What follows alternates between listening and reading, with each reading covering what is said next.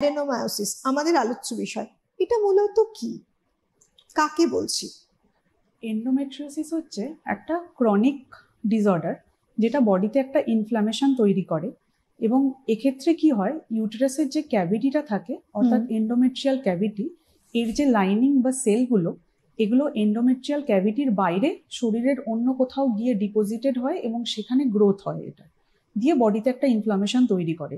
সেখান থেকে পেন, এই সমস্ত সিমটমসগুলো তৈরি হয়, এটাকে এন্ডোমেট্রিওসিস বলে।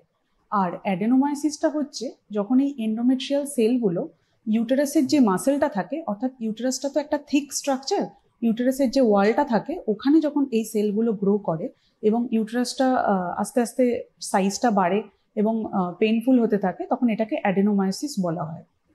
এটা কি কোনো রকম আদৌ একটা অ্যাবনর্মাল কন্ডিশন বলা যায়? হ্যাঁ, ডেফিনেটলি। এটা যে শুধুমাত্র পিরিয়ড, অনেকের একটা মিথ আছে যে পিরিয়ড পেন মানে বোধহয় এন্ডোমেট্রিওসিস বা অত্যধিক পেন মানে এন্ডোমেট্রিওসিস। এটা শুধু তা না, এটা কিন্তু একটা অ্যাকচুয়াল মেডিকেল প্রবলেম এবং এটা কিন্তু প্রোগ্রেসিভ। মানে এটা যদি সঠিক সময়ে ট্রিটমেন্টটা না করা হয় তাহলে এন্ডোমেট্রিওসিস বা অ্যাডেনোমায়োসিস দুটোই কিন্তু কমপ্লিকেশনস তৈরি